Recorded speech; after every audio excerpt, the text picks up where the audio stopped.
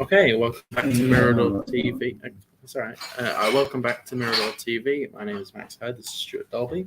I think one of the first things we're going to start off with is energy matters, potentially.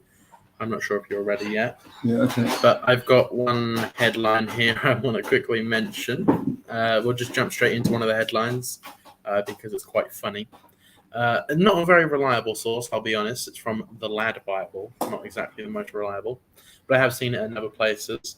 Apparently, McDonald's restaurants are banning all under 18s from entering after 5 p.m.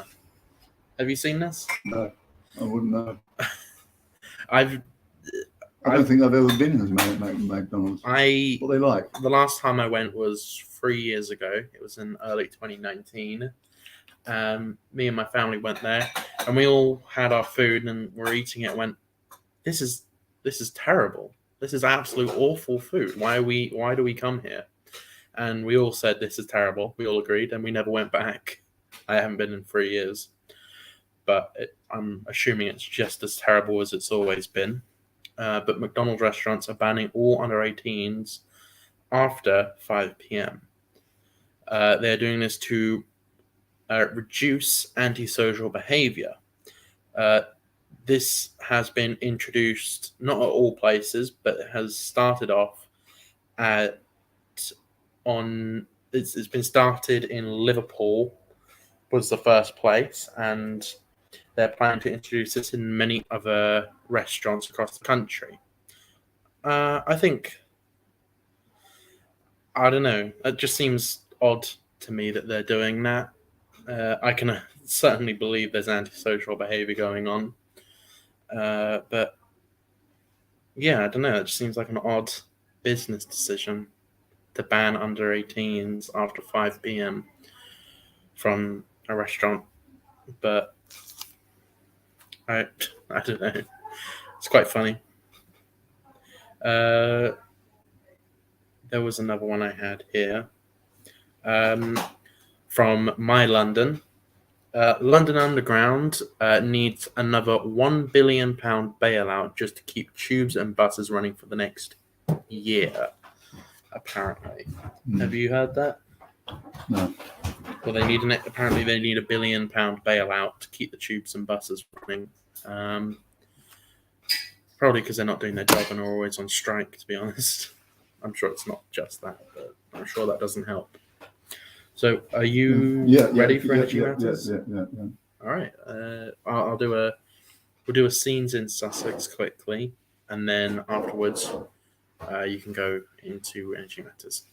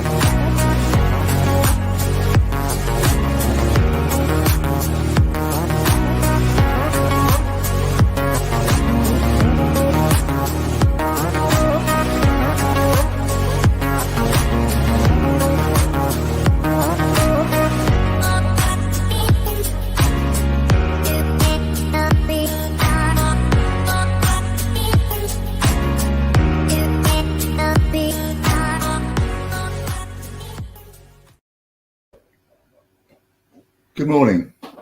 I'm Stuart Dorby, the Energy Matters correspondent for Mirador Television, and I have a program called Energy Matters.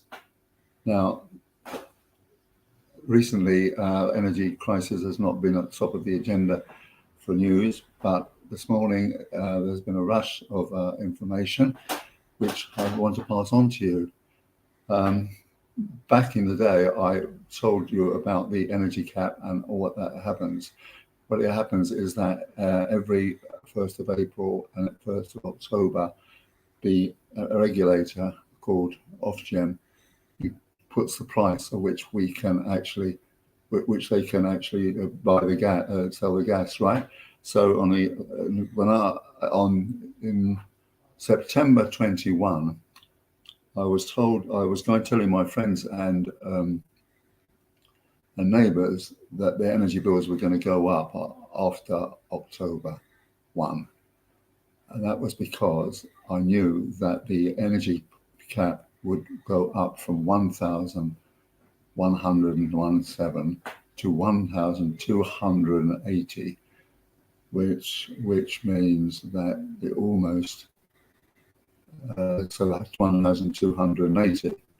Now go round to April the 1st, and another £700 went up by another £700.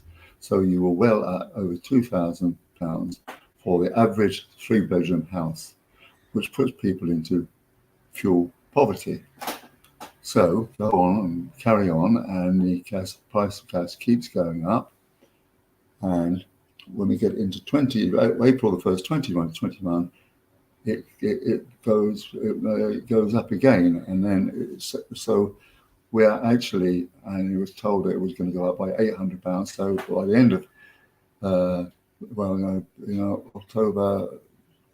April 22, it was almost 3,000, and then we were told that in October it's going to be 3,000, another 800. So it's going to be about 3,800. And now we learn, it goes up to 3,000.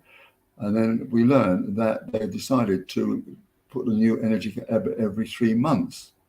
So it's possible that by having gone up to just over 3,000 in IOCTA 1, it will go up another 500, possibly much more than that, to about 3,800. And that really is fuel poverty. So the question asked is, what is the government doing about it? Well, I've been into this territory before, but when previously a number of the suppliers,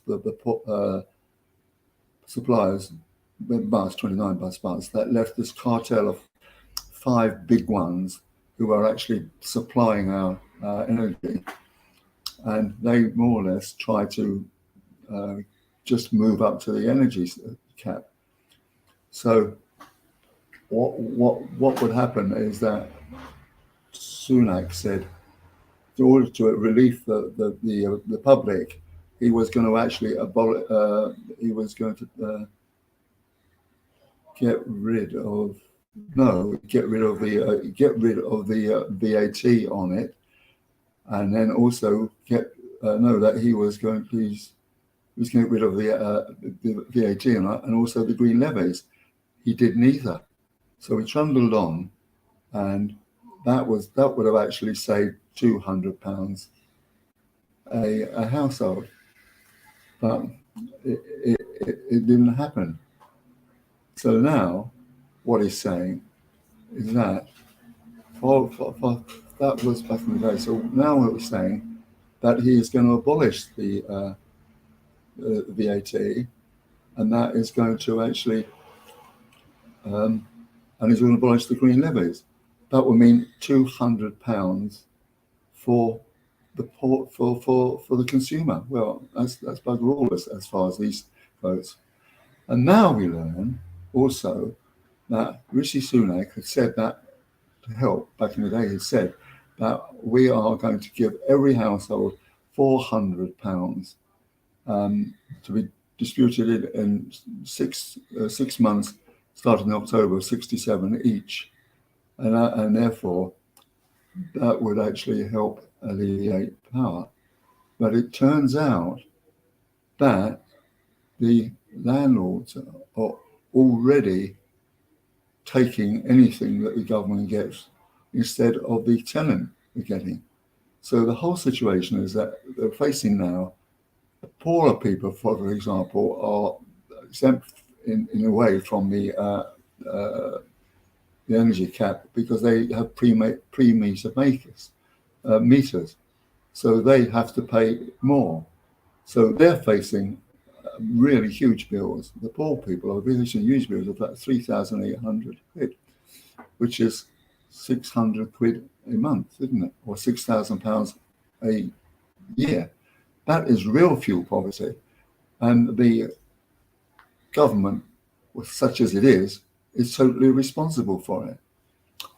And the whole thing about this goes back to privatisation by Mrs. Thatcher in the early 90s, I think, 1990s, when she privatised the whole companies. And this led to an oligopolistic cartel of 6 big companies who just did what they wanted with prices.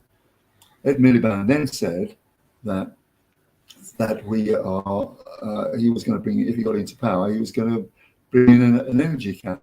But he didn't get into power. David Cameron did.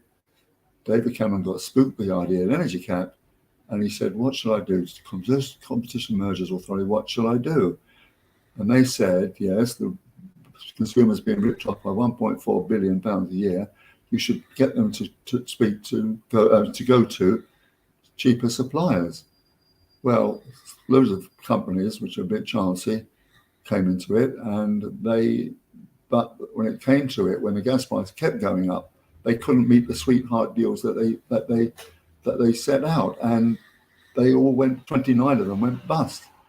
So then we got the government saying, "Oh, what are we going to do now?" And they actually did nothing until now. And so it's a real chaos now, and the poor people are going to suffer very badly, and the people on smart meters, like the richer, are going to also suffer, but not quite as badly. And it's just down to a lack of any kind of proper energy policy over a long period. Thank you. All right. Well, that was a good Energy Matters segment. We'll go to a 5-minute break. Let me go into the share files.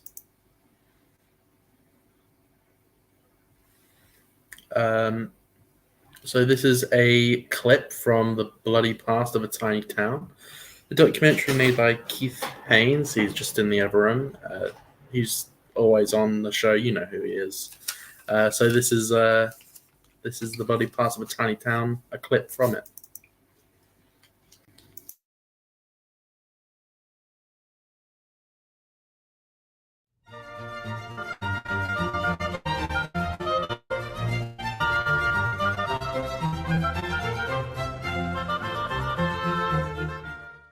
Vroom, vroom.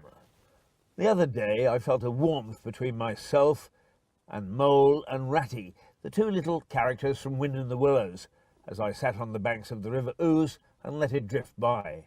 Vroom, vroom. Today I feel more like Toad of Toad Hall, the animal that was always getting himself into trouble because of his excesses. Vroom. But horsepower is the essence of this episode, because horses played a central part in the history of Lewis.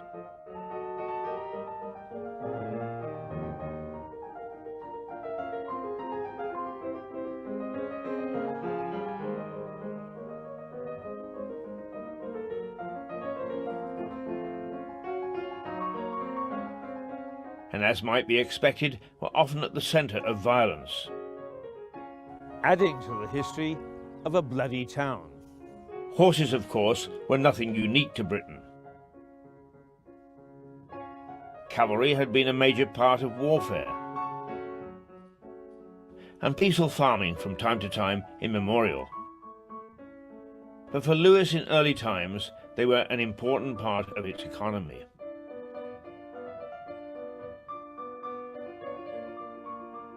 The Domesday Book, the first ever audit of England in 1086, records that anyone selling a horse in Lewes should pay to the reeve or estate manager a penny. The buyer also paid a penny. So a horse tax was in place more than 1,000 years ago. And so the horse took centre stage from the earliest of Norman times.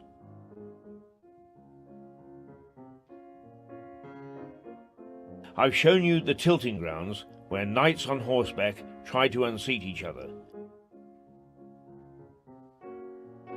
But that was nothing compared to the violence that Lewes races brought to the town.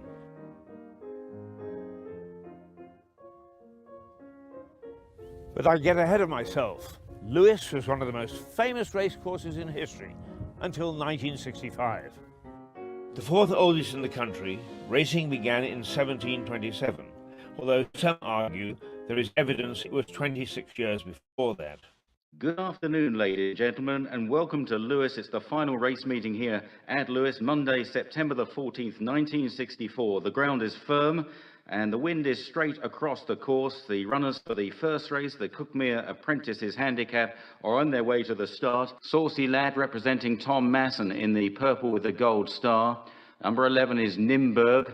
And away they go. They're off and racing, and Buzz made a bright start there and leads in the early stages. And now a little bit of a rise as they race past the mile marker and head towards the right-hand turn, which will bring them into the home straight. Closing stages with less than 100 yards left to travel. It's Buzz pulling clear, and Buzz goes on to win by about 3 lengths to Misty River in second, Saucy Lad back in third, Great Lady, Nimberg Wave, Methane, the Wolf, and St. Kieran. In that year, after almost 300 years of horse racing, it closed down for good, mainly because it had no electricity, no running water, in fact, no facilities at all. Yet in the late 18th century, it attracted royalty, the big gamblers of the day, and it produced some champion racehorses over the years that brought great races and great feats to an otherwise pretty but blustery track atop the Downs. Considered by racing folk as the greatest racehorse of all time, Eclipse raced there in 1769. The Derby winner of 1793, Waxy, was a Lewes-trained horse, as was Charlottetown in 1966. Great jockeys rode there, such as Lester Piggott and Gordon Richards. Barry, although it started in 1720 or so, you weren't here then, but you were, as a very young boy, involved in this racecourse. Yeah, I certainly was, yeah. I would say I was born on race day, 29th of August 1950. My mum's side of the family were all racing people, going back hundreds of years probably. So, you know, my gran used to take us up here. It's very quiet and serene today, so what was it like on race days up here? Very, very noisy. Hustle and the bustle of coaches coming up here, cars. I mean, all these places over here were car parks. You had all the horse boxes, the tote men, tic-tac men shouting the odds and everything else. Lots of entertainment going on, you know, and it was very, very busy. A 4-mile race which started right down the bottom of the hill there. The horses used to run right down there as far as you can see, and come back down here, the winning post. Right. They used to have 2 winning posts. They used to have a 5 furlong winning post and a 6 furlong winning post. But what they did, they made the 6 furlong winning post another furlong away from the stand, because they both wanted to start them on the straight. Otherwise it was unfair, so they had a straight run. Right. In 1914, I think it was 14, they shut that down because they find it was too dangerous, and not only that, for the horses to get up that hill. They start them from here, they run them down there, round the loop and back again. And that made 4 miles, but it had to be like the best out of 3 or something. Right. So some of them horses run 12 miles just to win a race. They had 10 minutes break. They got back after about 9 or 10 minutes. But a bucket of water, drink and wash down, and back they used to go again. After a while, it just phased out a little bit. It used to be a 3-day meeting in August, And then it got to, it was just going to be a day a year. And it got to the stage where it was just one race. And all the horses in that race were trained in Lewis. And the guy that wrote about it, you know, he said this is probably going to be the last day. There are many in Lewis who are still resentful that the course was closed. It brought a good deal of cash to the town. Lewis had many racing stables, and a thriving racing community numbered as many as 60 establishments. But perversely, it was responsible for cleaning up the sport, despite suffering a bout of violence. The early part of the 20th century saw the rise of vicious gangs around the country. These gangs often fought each other, but to keep cash in their pockets, they targeted racecourses. They would secretly ease their way into courses and then meet up to viciously attack and rob bookies. Racegoers, and even jockeys. They were feared at race meetings throughout Britain. And so it was on a June afternoon in 1936. London villain James Spinks and his gang turned up at Lewis for an attack on bookies. They gathered, some 30 strong, on the edge of the racecourse, ready to pounce. And pounce they did. They attacked and savagely beat a bookie and managed to rob him. But not known to them, 2 CID officers had been posted in the grounds. The 2 detectives alerted their fellow coppers and raced towards the gang. According to some reports, a rival gang got into the act and all hell broke loose. It must have been some sight. Villains scattering in all directions.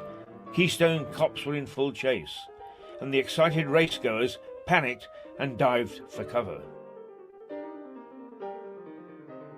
But it was the police on this day at Lewis Racecourse who passed the winning post. They managed to nick 16 of the gang, took them to Lewis, where they were sentenced to long prison terms. That put an end to the decades-old practice of course hijacking by these fearless and vicious gangs. A real feather in the cap of the Lewis coppers, nabbed. Pulling you aside, locals will whisper in your ear that Graham Greene's Brighton Rock was really about Lewis Racecourse. They say the gang fight in his novel was based on the events of Lewis in 1936. To think that Pinky strode this course, what a ghost to have here now.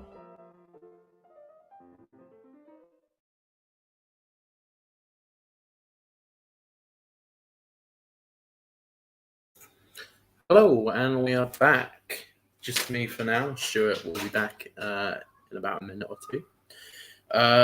So, I have found some stories from behind the headlines. I have a fairly interesting one from the BBC, which I don't usually... actually, no, we won't go on to that yet.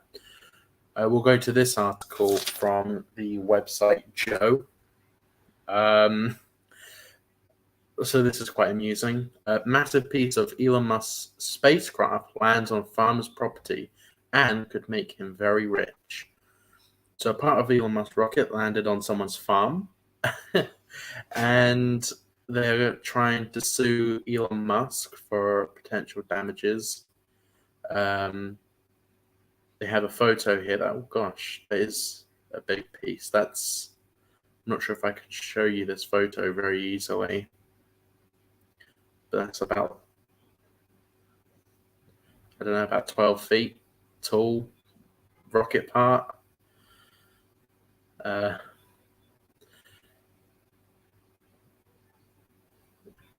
there you go. Let me see if you can see this. So that's three adults, standing next to this rocket piece. and that crash landed into somebody's field from Elon Musk's SpaceX rocket, which is quite amusing. No one got injured, nothing got damaged, but nevertheless, the guy's still trying to sue. I mean, it's a quick way to make money. So we have a few other stories. We have from the BBC News here, Prince Charles accepting £1 million from Osama bin Laden's family, report says. So Prince Charles, Stuart's back. Just moving on to the next story. Prince Charles accepted £1 million from Osama bin Laden's family. Have you heard anything about this? Yeah, What's he accepted the money for? Do you know? well, it's Princess Trust, presumably it's just Princess Trust or one of these charities, or I don't know, maybe he wanted to go to the casino. Look, it wasn't him, of course, it was this rather shady advisor he's got. You know, the royals, apart from the Queen, they're not often always well advised about things. No. And I think he's not. I think that would be probably the easiest piece of advice to make. Should you accept £1 million from Osama bin Laden's family? The answer should be pretty quickly no. So I don't know why he accepted that money, but he did. Seems a little bit suspicious. Well, what has he said? Has he said anything? No, he's kept quiet. He's going to court now at some point. I'm not sure when.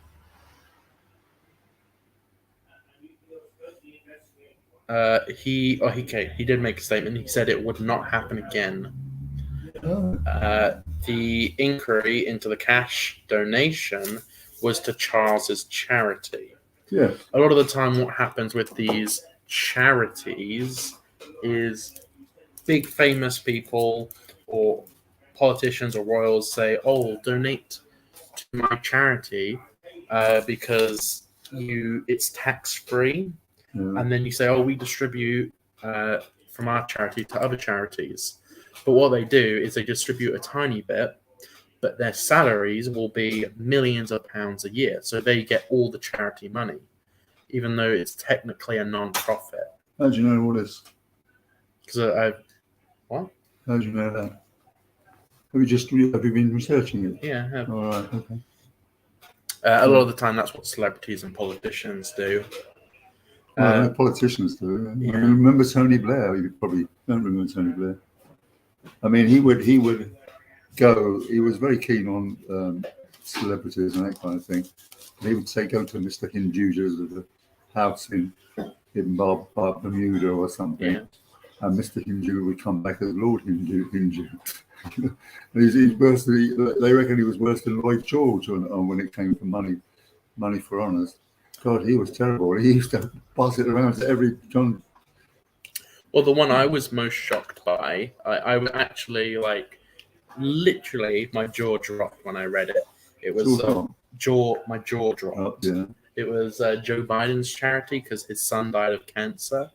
So he set up a charity for cancer research about the kind of cancer his son died from. But it turns out he was getting all the money from this charity in his salary. So Who is the president? Joe Biden, yeah. Well, he needed the money, obviously, you know. Oh, yeah. Poor He's Joe Biden president. probably doesn't have They enough. need money for his campaigns. What do you mean?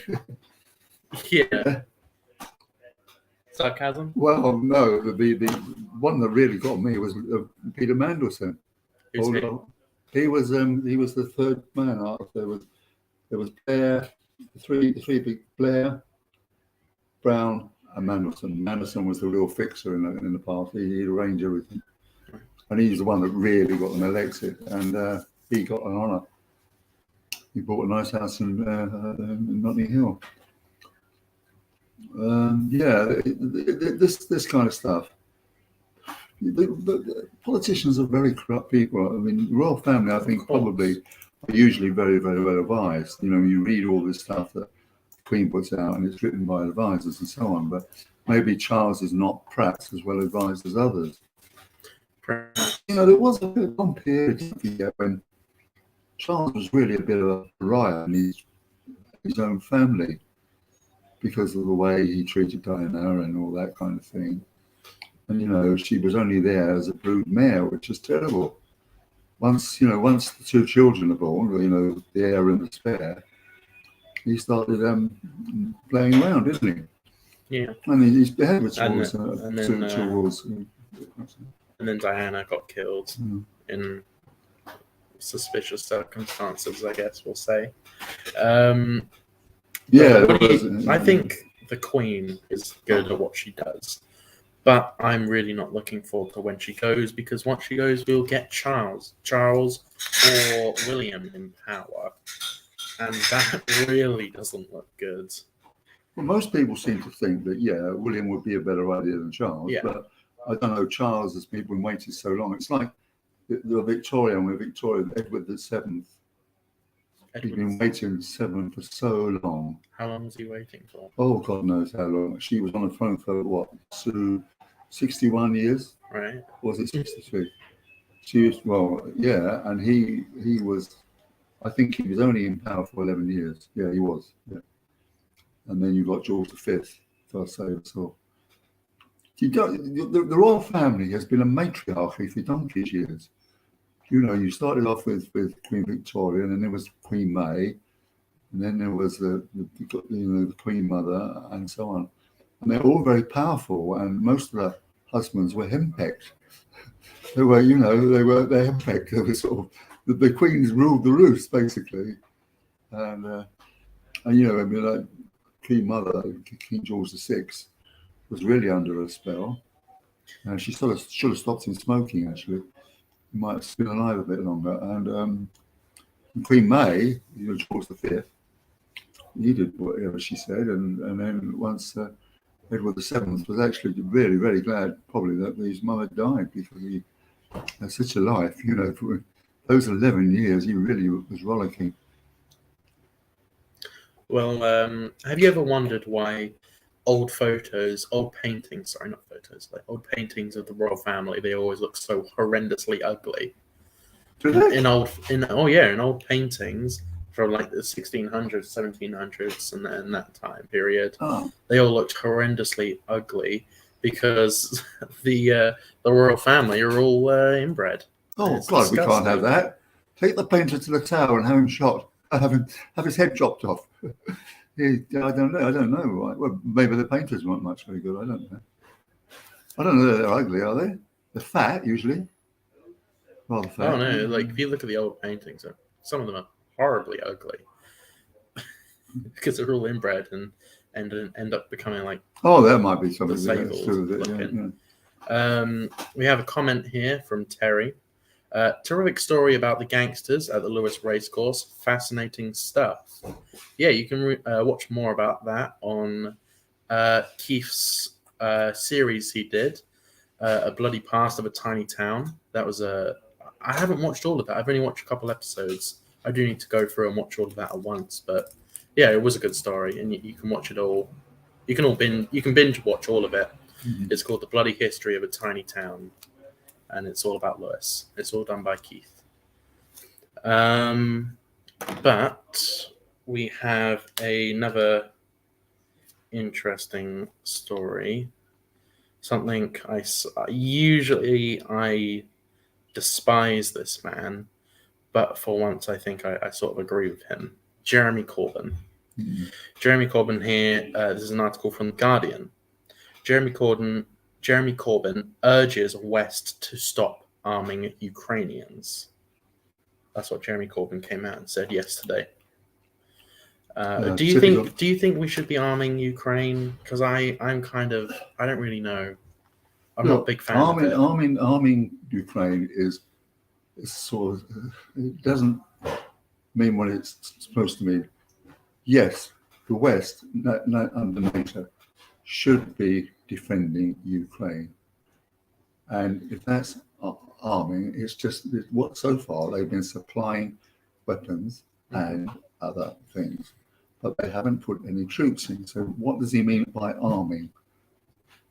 Sending guns, sending arms. Well, of course they should be sending military stuff. Of course they should. Well, I think I mean, look, if you get this kind of aggression, what do you expect? Do you expect the West just to sit on their hands and do nothing? What would they would be failing, wouldn't they, if they did that? Of course they've got to react. Of course they've got to. It's a very difficult question.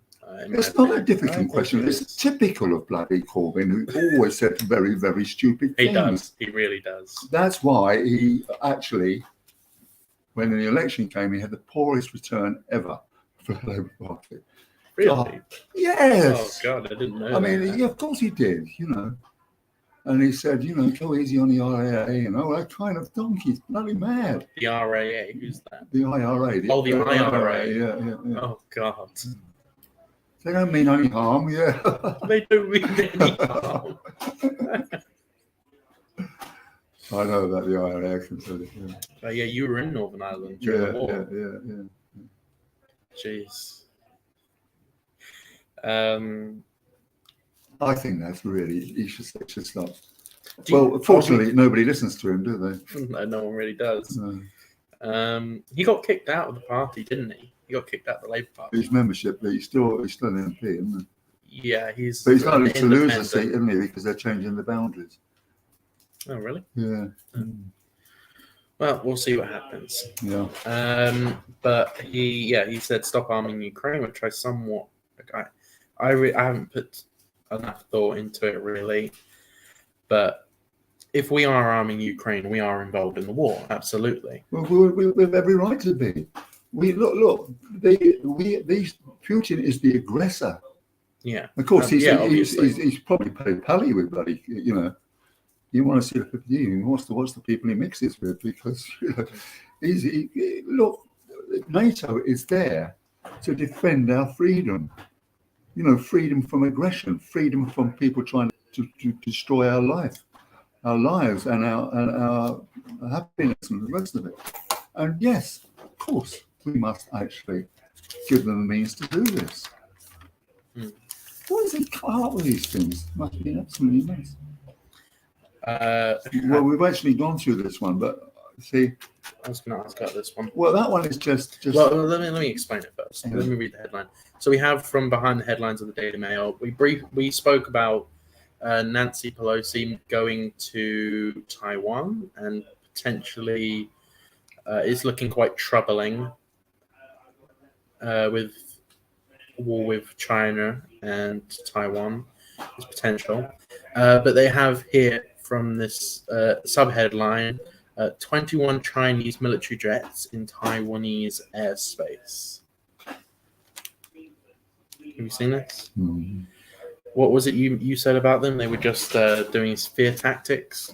I personally feel, I mean, I was in the late 80s and 90s last year. I was based in Hong Kong. I went to Taiwan quite often. I think that China's bark is higher than its bite. I think that this is just a scare story because, as I explained earlier, that the Chinese really they just say these things because they really want to actually frighten people into doing what they want. And I don't think when it comes to it, they will actually send troops or they won't actually sort of do this kind of thing because it will lead to all kinds of problems with the Americans who, when all is said and done, are military stronger than them and particularly economically stronger than China. But China does this. They do this to the Vietnamese. They say that the Paracel Islands off Vietnam actually technically belongs to China. Vietnam says it doesn't. China sends a couple of gunboats around and they don't do anything else. That's what's been happening. And, you know, for what now? 40 years now they've been saying that Taiwan is part of us and we are going to take it back. And they haven't done anything. First of all, what will the Americans do? They'll have to react to that, won't they? And then when you've got to situate this war like that China and America, really, China has got lots of money because the poor people there saved all their money there and so forth and so on. And they don't know what to do with this money. In fact, they invest an awful lot of money in America, in American bonds. And that means that in a funny sort of way, you've got two China people, two blind men holding one another up, because what is China going to do about this? So there's not a likelihood that they are going to do something as rash as, invade Taiwan militarily. I don't believe. Okay. Well, I sort of disagree with you. I think it can happen. I think it will happen in your lifetime. On which grounds do you think that? What's your grounds thinking? I mean, tensions have been building up for years. I know you say that that this has been going on for a long time, and they've always been saying stuff like this. But I think it would be very strategic to them, because Taiwan is where a whole lot of the chips for computers come from as well. One of the biggest industries in Taiwan is computer chips. So that is extremely valuable to China. Are you saying that mainland China does not produce computer chips? I'm saying they want more. Yeah. Well, Vietnam does computer chips. Hong and I'm Kong sure does, once they take Taiwan, they'll take the islands leading over to if they do take Taiwan, they will eventually take Vietnam. That's obviously if they take Taiwan. Oh, that's mad talk. I mean, you reckon that China... Now, listen, this goes right Okay, back. I have a question for you. When Right. was the last time you were in China? Oh, a long time ago. How many years? Do you know? Late 90s. Late 90s. Oh, okay. I thought it would have been longer than that. What did you do in China? Eh? What were you doing in China? I walked around. Oh. I was a travel writer. One of my last jobs at the Financial Times was a travel writer. Right. So I went there and wrote about China. And it was really quite interesting, I must say. And you felt then, even then, you thought that the 21st century was going to be China's, because the place was so vibrant. It was so confident again after all the communist, so forth. So. Yeah. And then I went to various other places and wrote about it. So. But I don't really feel that China feels very confident in the overall scheme of things, that, they're yes and no with the Russians, aren't they? They don't really like the idea of supporting Russia and what they're doing. And they are really, got this sort of economic relationship with America, whether they believe it or not.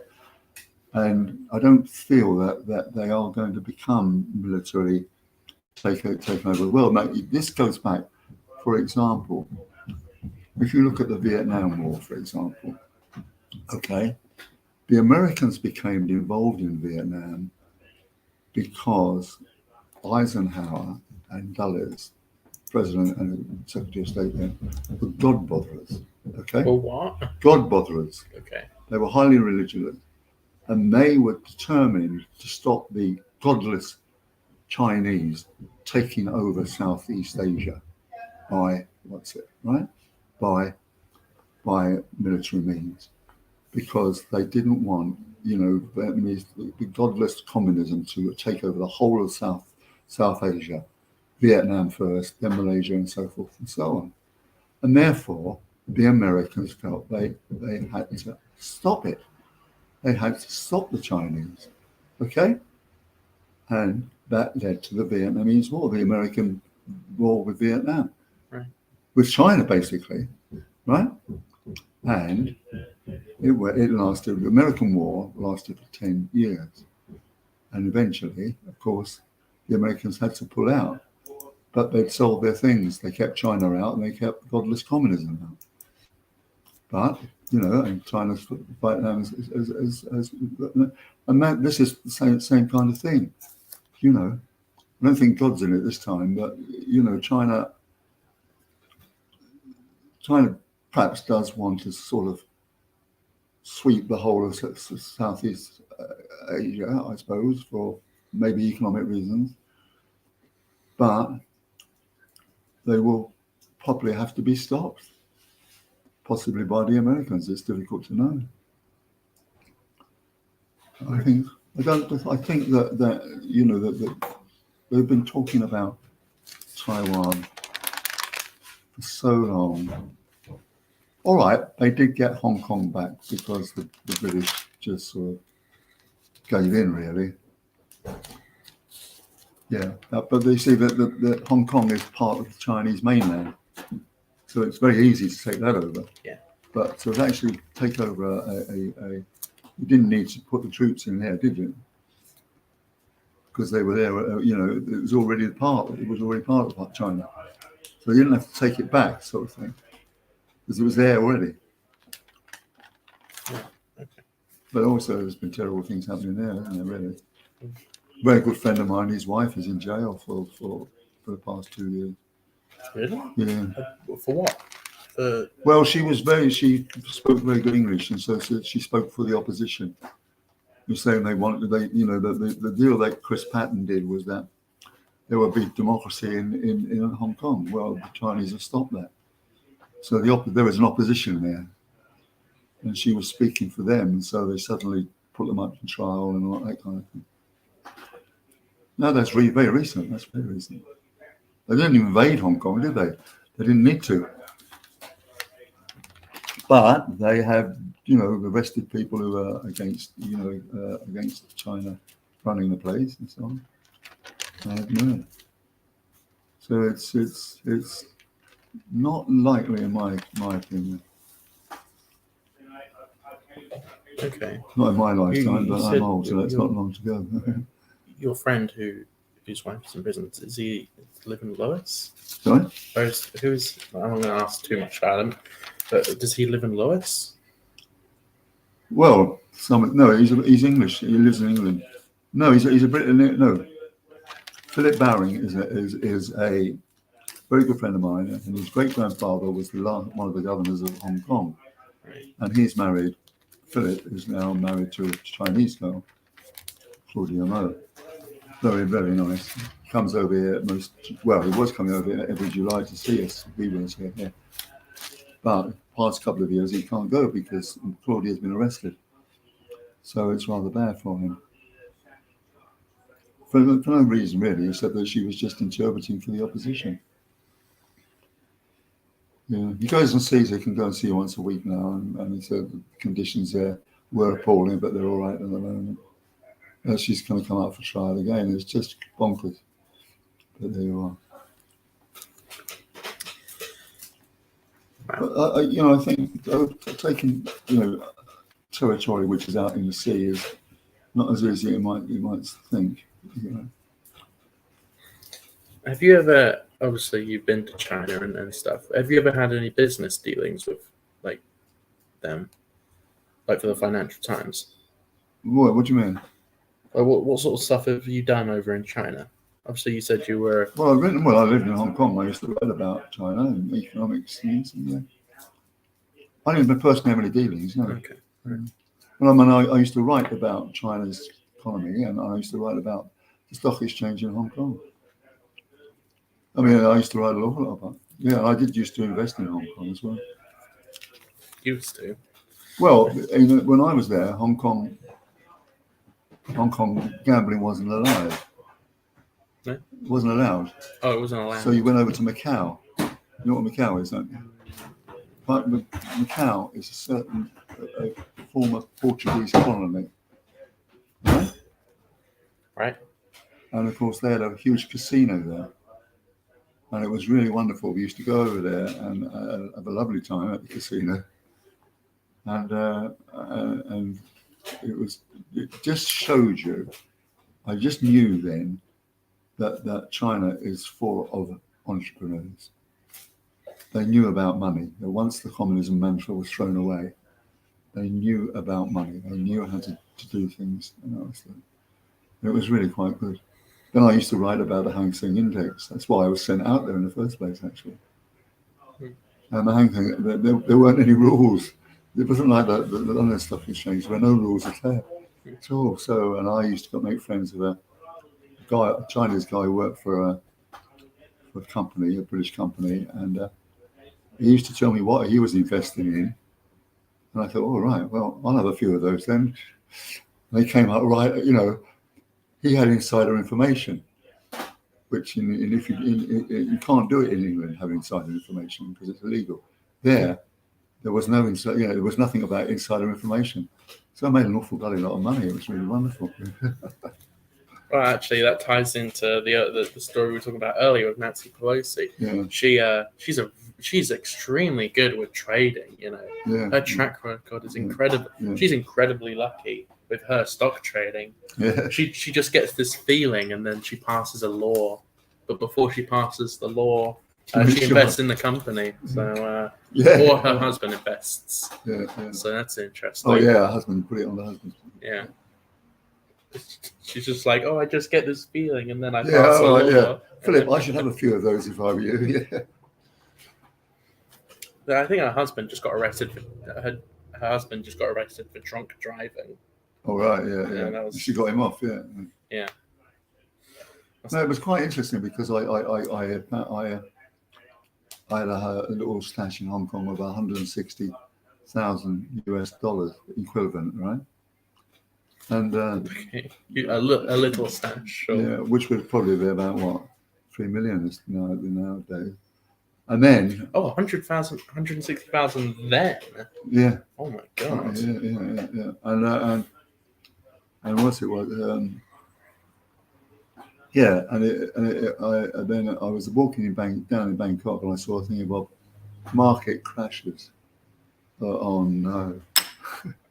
Hank said, Ingse said crashes. My little stash ended up at $60,000, which so I was 100. And that actually taught me a lesson. If you're going to be an investor, if your shares go up, sell half of what you got, 50% of what you got. Keep the rest and invest the others in something else. And that's played very well for me. But I never bet the shop anyway. I just do it more or less as a hobby. Yeah. Okay. Well, we mentioned the story briefly earlier, but a farmer is suing Elon Musk because a massive piece of Elon Musk's spacecraft lands in farmer's property, and it could make him very rich because he's trying to sue Elon Musk, even though there were no damages, really. There were no damages apart from it landing in a field. Could have landed in the house. That would have been interesting. This is like Mickey Mouse Land, isn't it? You do all these stories. It's really quite beyond belief. He's suing Elon Musk because a part of his rocket crashed on his field. Well, won't it cost him a fortune in expenses to actually take him to court? Oh yeah. Or Musk will just say, "Look, give him a few bob and tell him to buzz off," like how they bought Princess Andrew out of bother. Queen, how much did that cost her to get him off?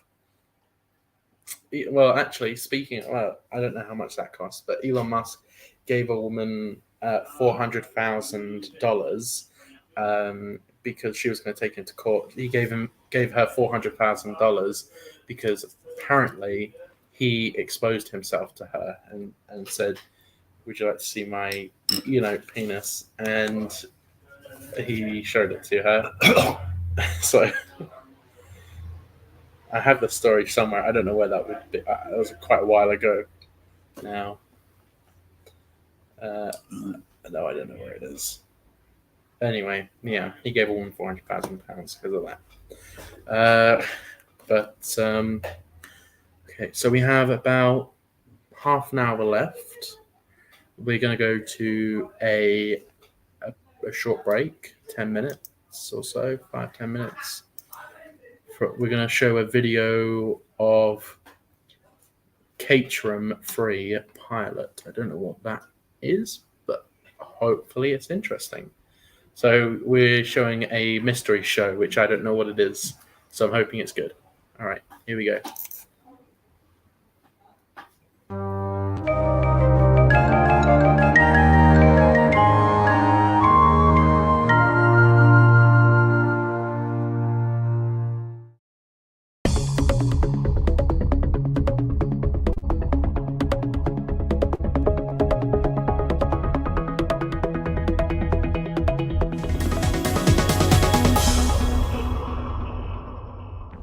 Cashpoint fraud. It's moving south, so watch your cash carefully. It's a dog's life. If you own one, microchip it. It's now the law. And Lewes Prison, often home to the rich and famous.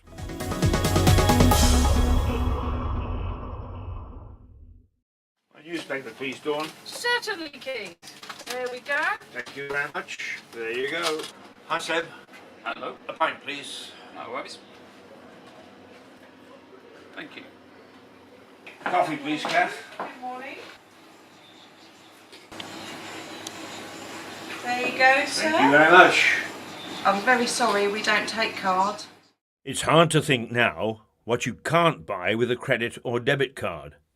But there are still nice little cafes, like this one, where cash is still king. Or, believe it or not, money is still needed to buy a bus ticket. And then, of course, they're still repaying the tenner you borrowed off a pal and forgot to give back. Hi, Thanks, David. How are you? Yeah, here's that tenner I owe you. That's very Oh, good. sorry about that. Hi, I'm Keith Hayes, with the latest edition of Catch 'em, the crime show that deals with the bad people in Lewes.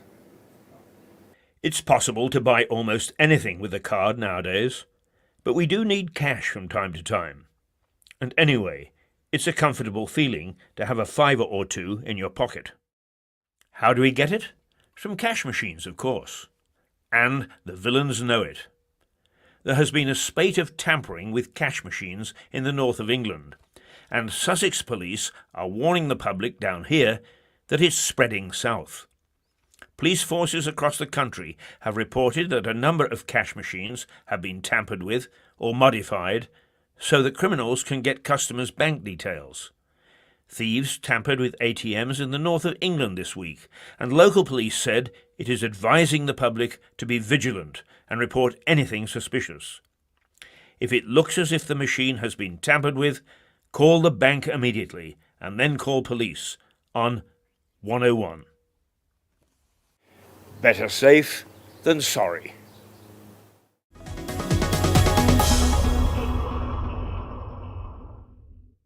We're a nation of pet lovers.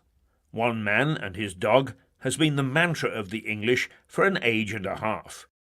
But as of this April, dog owners have a new legal responsibility other than walkies, dinner time, and cuddles. All dogs throughout the UK must be microchipped. Owners who fail to comply face a fine of £500. Authorities estimate that there are still more than 1 million animals that haven't had a chip inserted. But the law applies to every dog and every owner. It's now the law. The chip is about the size of a grain of rice. It's inserted in the loose skin on the back of the neck. The chip contains a code which tells vets or dog catchers who the owners are and where they can be contacted. The scheme is designed to help reunite stray dogs with their families, identify reckless owners, and save local councils thousands of pounds looking after strays. So keep the lead, but get the microchip. It's now the law.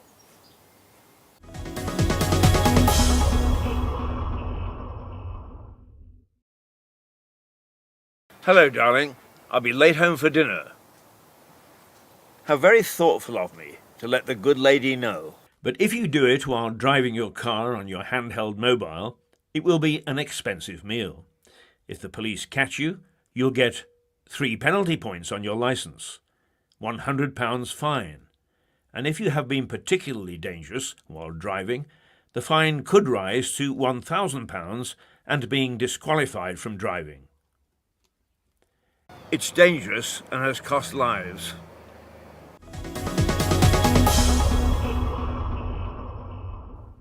Burglars continued their love affair with Haywards Heath this last week.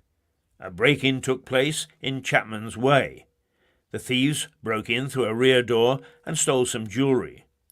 The modus operandi was similar to burglaries which took place in Haywards Heath in mid-March.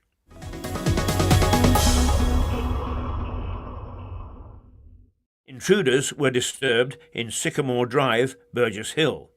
3 men in dark clothing were seen fleeing the scene before stealing anything valuable. Also in Burgess Hill, a man was assaulted in the early hours of the morning last week by a stranger. The victim's jaw was broken. Police are appealing for witnesses.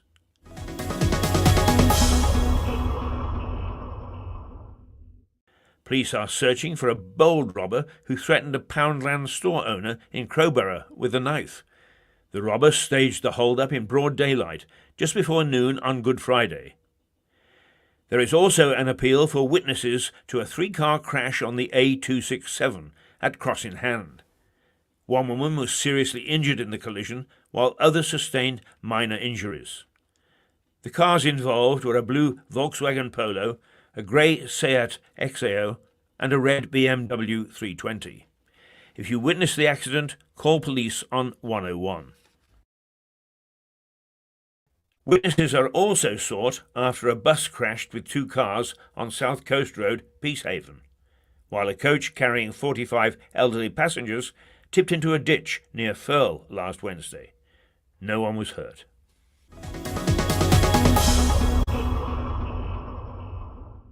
Standing on the outskirts of Lewes, the town's jail looks formidable.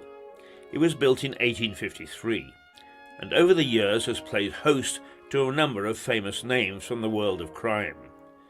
The Russian prisoners from the Crimea War, who were held in the old naval prison, have become famous over time.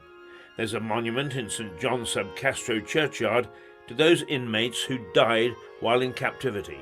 It's paid for by Russia.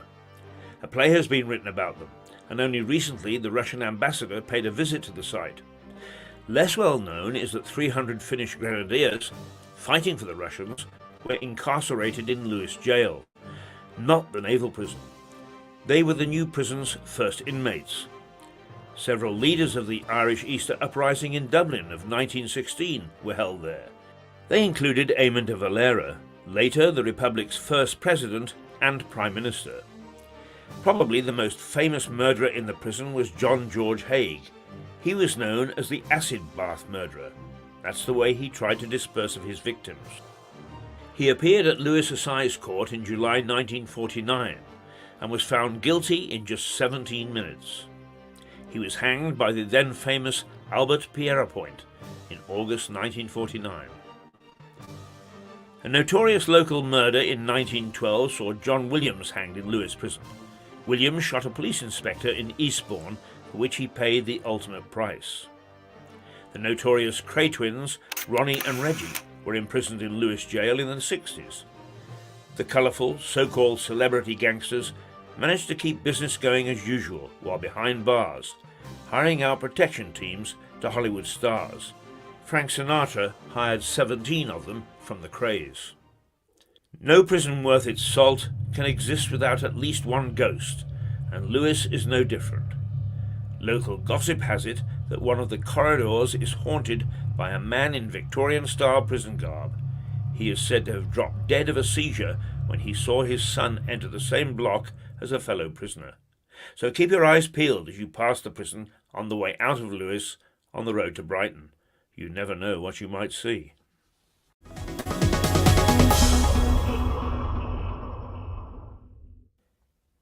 Two men have appeared at Lewes Crown Court charged with sexually abusing 13 teenage girls. Osman Karuma, aged 30, and Max Nyasa are alleged to have fed the girls with alcohol and drugs before having sex with them, and the Coast Guard has urged visitors to the south of the region to use common sense after photos were taken of a young girl in a wheelchair who was pushed to within inches of the cliff face at Burling Gap. And that's Catch 'em for this week. See you next week for more news about crime around the district. Keith Hayes, South Downs TV. What's that, Ray? You want my phone number? Here, I'll write it down for you on this fiver.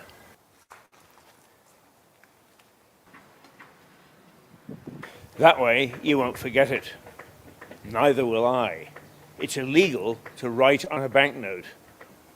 Here, Ray, give me my fiver back.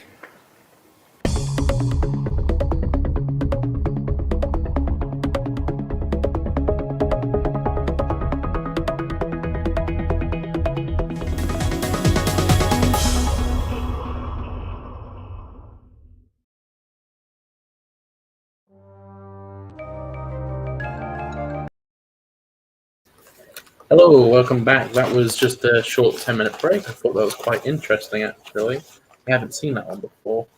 There's quite a few I haven't seen recently. There's a whole bunch of, not new, but new to me clips that I haven't seen before. So some of them quite interesting, actually. You find anything interesting in the back pages? No, I haven't really looked, but sort of which goes through actually. No, you didn't find anything interesting. Okay. I found something interesting. Two things, actually. From the New York Post, West could trigger nuclear war over Ukraine, say Russian diplomats at the UN. Do you think that's true? No? Do you think that's true? The West could trigger a nuclear war over the Ukraine and Russia? Well, that's all been going on. I sort of believe in deterrence myself, and I think really it has kept us safe for 70 years. Deterrence means that, you know, if Mr. Putin would actually fire one at us, automatically one will come straight back and wipe out Moscow. And that has worked for 70 years. Now, What is it called? It's called mutually. No, it's called. There's a specific name for it. Mutually assured destruction. What it's called.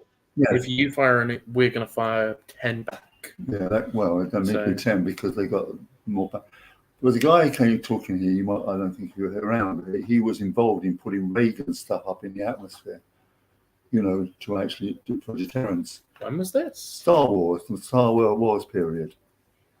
When You said someone was in here. yes, he was a naval officer and he was involved in putting up all the things in the Star Wars.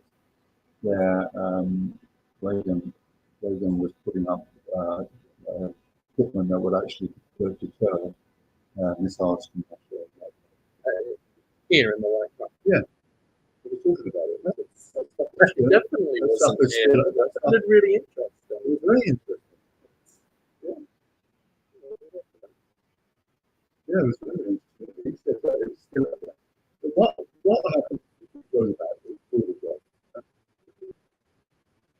So I think Reagan asked his defense forces, what have they got? They've got a lot more troops now, so they've got a lot more troops now. So what about tanks? What about tanks? And us? What about aircraft? So forth. What have we got? What have we got to win that? He said, and the defense said, we've got more money. That money was used for deterrence, for putting up all these things in Star Wars. Star Wars was putting up stuff which would deter Russian missiles. Right? And that's don't you remember Star Wars? That's the old place stuff. When was that? I mean, it was part of it. When was It was Reagan, when was in power? He was in power in the 80s. Yeah. No, I would have been 30 years old. So, no, I don't remember. But it was that was really like it. I think that really worked. And it was still good. I mean, the Russians think they were like, it's like that. I think it's that. No, I did not. It was something different. We wouldn't do it every time. We wouldn't do it when it's going to be so sensitive. They had to be really low. I think we really let off a small practice for them. Because it's short range ones, isn't it? Yeah, that would be the biggest news ever. Well, you know, that's what it's going to be since the end of the Second World War. And I mean, to argue here that we should see that strategy, you know, I mean, that was basically our strategy. Yeah. Well, you know, when you get the things, isn't it? You know, it's putting people involved with the same way. Okay? We could come over here quite easily. Mm. But then, if he knows that we've got tridents that will react, maybe he wouldn't do it. So that's my opinion on Okay.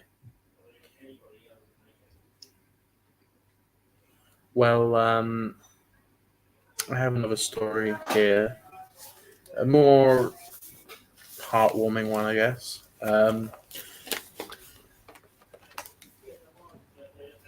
So here, doctors separate conjoined twins that were joined by the brain. Look at this. Siamese twins. And they're both alive. Good play for me. You can see this. Yeah, they've been twins. So they've Have been fully separated yeah. properly now, which That's wonderful. But it was that's crazy. They were separated at the brain, and then both of them survived. It's and they're still both there.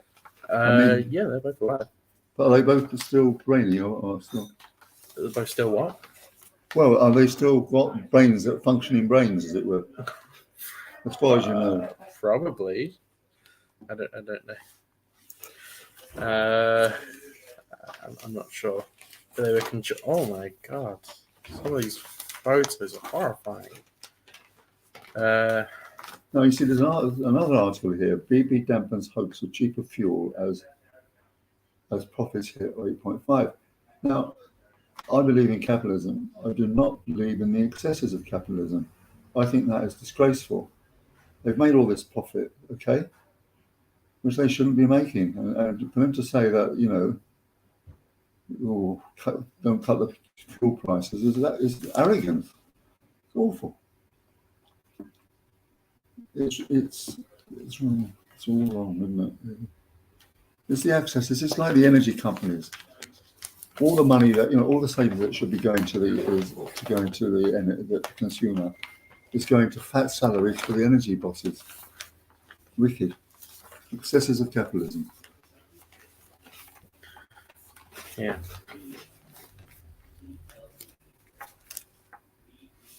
So that's my liberal instincts coming out.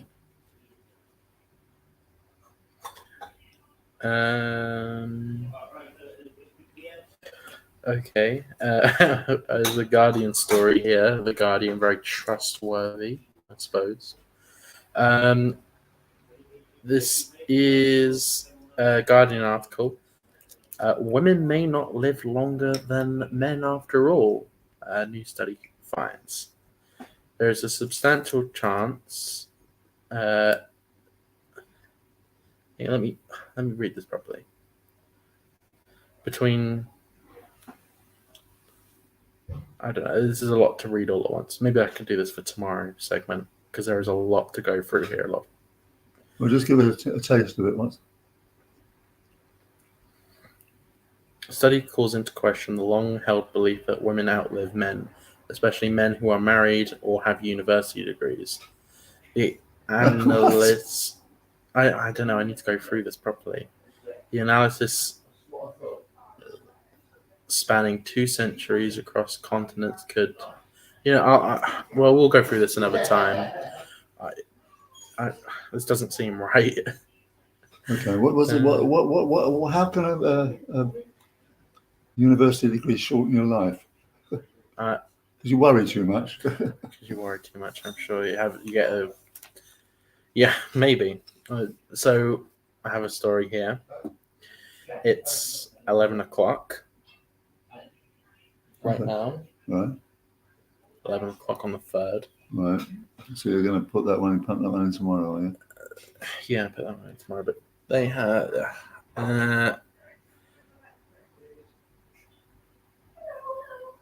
so Archie Battersby family in fresh bid to delay withdrawal of life support. It's now 11 o'clock. He's due to have the plug pulled now, like right now. But they're trying to get another application for the European Courts of Human Rights, which they've already been to. The 12-year-old life support is set to cut off at 11 p.m. today after his family lost a Supreme Court bid to keep it going.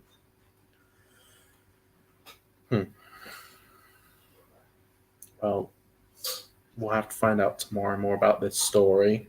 Right. Because most likely the plug has been pulled already. Do you have anything interesting in the Financial Times? Not really. No, not really. No. Well, look, this is interesting. TSMC.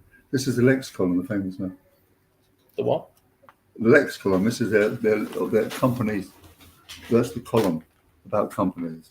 It's the elite column about companies. Where all the investors go. No, I think that's right. Asian markets usually ignore imminent visits by US politicians below Secretary of State grade, not when the politician is Democratic bigwig Nancy Pelosi and a mooted destination is Taiwan. Indices bumped downwards in Taiwan, Hong Kong and China. The Taiwan dollar sank in a 2-year low. Silicon chips feature in tension as well as in military hardware. Taiwan Semiconductor Manufacturing Co., the island's dominant chip maker, may have to choose between ties with the US or China. So you're right. Could this end up in a chip war? Oh, it's almost like I know what I was saying. A chip war without the fish. No, that's very interesting because that is exactly what you were saying, isn't it? Yes, it was. Yeah. God, you're smarter than you look, aren't you? Yes. And it's also, they've gotten on. There is a job for you at the Financial Times. This is also a dynamo for Taiwan, whose prosperity is built on East and West trade. That's what I was saying, all this, wasn't it, about trade? Yeah. God, that's interesting, isn't it? Yeah. President. Do you want to know where I get my information from? Where? A very, very reliable source. Infowars. Have you heard of them? Infowars. Infowars. How do you spell that? Info. Wars. Really? Yeah. What is that? Do you know Alex Jones? No. Okay, well, it's Alex Jones' website. He runs a news organization, and they what's their I can't think of the word. Catchphrase. Their catchphrase is "Tomorrow's news today." It's a little bit corny, but Infowars. Like Infowars, yeah. You just can you tell me what is it? www.infowars. Or... Yeah, just type in Infowars and it'll be the first link. Oh, well, I'll have a look at that. Yeah, they're pretty good. Okay, well, let's shut up shop now, and you can show me how to get into these videos that we've been doing. Yes. Okay, yeah. We'll talk about this once we've finished. So it's we've been going for an hour and 20 minutes. It's now 5 minutes past 11. So you will see Keith tomorrow. It will just be Keith on his own. I think I've unfortunately forgotten his name. It's just gone off my head. The hairdresser. Yeah. We had the yesterday. It was the wine guy. He was really good. Did you Fergus see? Wood? Yeah. Yeah. Yeah, I did see that. Yeah. But yeah, tomorrow will be Keith and possibly the hairdresser. He's very nice. I've forgotten his name. I feel really bad. But yeah, so have a good rest of your day, and we'll see you tomorrow. Goodbye.